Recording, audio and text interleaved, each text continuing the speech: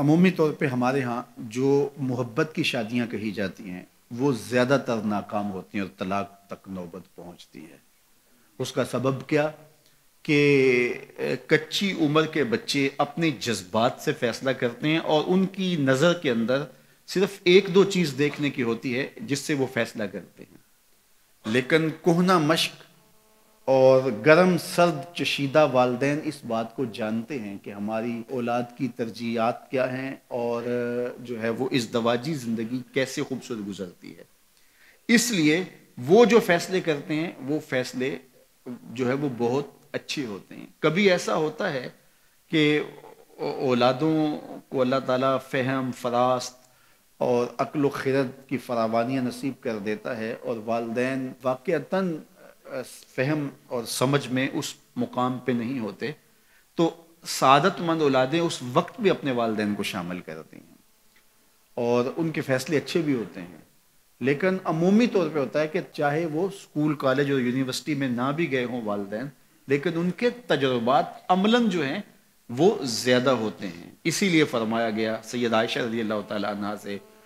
مروی روایت ہے، ایما امرأۃ نکحت بغیر اذن ولیہا فنکاحها باطل فنکاحها باطل فنکاحها باطل، 3 مرتبہ فرمایا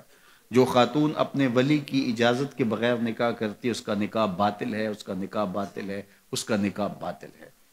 تو عمومی طور پہ وہ نکاح جو ہیں وہ ناکام ہو جاتے ہیں، اس لیے کہ وقتی جذبات سے وہ رشتے جڑتے ہیں اور وہ ایک خاص عمر تک وہ جذبات ہوتے ہیں، لیکن اس کے بعد وہ رشتے ٹوٹ جاتے ہیں۔ ماں باپ کو پوری ترجیحات اور پوری زندگی کے سارے نشیب و فراز کا علم ہوتا ہے اور وہ ساری چیزیں سوچ سمجھ کے کوئی چیز جو ہے وہ طے کرتے ہیں۔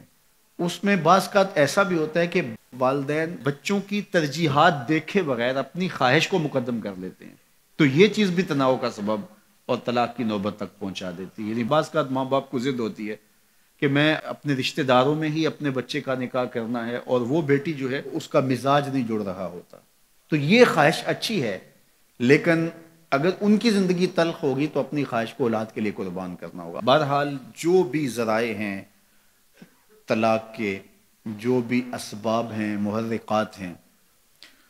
نتیجہ اگر طلاق تک پہنچ جائے، مرد کو پھر بھی اس کی مردانگی روک رہی ہوتی ہے اور عورت بلا جھجک جب وہ جذبات میں آتی ہے تو وہ طلاق مانگنے میں دیر نہیں کرتی، اور بہت ساری طلاق جو جذباتی ماحول میں ہوتی ہیں اس میں قصور خاتون کا ہوتا ہے کہ وہ طلاق مانگتی ہے۔ تو عورت کو کبھی بھی طلاق نہیں مانگنی چاہیے، ہاں اگر واقعتاً اس کا استحقاق بنتا ہے، وہاں زندگی گزارنا مشکل ہو گیا ہے، تو وہ عدالت میں رجوع کر کے خلا لے سکتی ہے۔ لیکن یہ عورتیں جو ڈٹ جاتی ہیں کہ ٹھیک ہے مجھے بھی فارغ کرو، میں ایک لمحہ اس گھر نہیں رہنا چاہتی، یہ گھر میرے لیے جہنم ہے، اور یہ اس کی بہنوں کے سامنے، اس کے بھائیوں کے سامنے، اس کے خاندان والوں کے سامنے اس کو یوں للکار رہی ہوتی ہے، تو پھر وہ طلاق دے دیتا ہے۔ اور بعض کا وجہ نہیں ہوتی کہ وقتی تناؤ ہوتا ہے۔ تو حضرت امام ابو داود نے حضور کا یہ فرمان لکھا ہے کہ آقا کریم نے فرمایا کہ جو خاتون بغیر عذر کے اپنے شوہر سے طلاق مانگتی ہے وہ جنت کی خوشبو بھی نہیں پائے گی، اور جنت کی خوشبو 500 سال کی مسافت سے آنا شروع ہو جائے گی۔ تو جو بغیر عذر کے اپنے شوہر سے طلاق مانگتی ہے، تو یہ بات ذہن میں رکھیے گا کہ عورت نہیں چاہتی کہ یہ اس کے وقتی جذبات ہوتے ہیں، وہ یہی چاہتی ہے کہ میں سرخ جوڑے میں اس گھر میں آئی ہوں تو سفید کفن میں واپس لوٹوں اس گھر میں، اور عورت کی آرزو ہوتی ہے کہ میرا شوہر جو ہے وہ مجھ کو جو ہے وہ خود اپنے ہاتھوں سے جو ہے وہ لاحد میں اتارے۔ میرے حضور صلی اللہ علیہ وسلم نے عورت کے اس جذبات کا لحاظ کرتے ہوئے ایک دن سیدہ عائشہ سے کہا کہ عائشہ اگر تو انتقال کر جائے میں تجھے خود کفن دور، خود لاحد میں اتاروں۔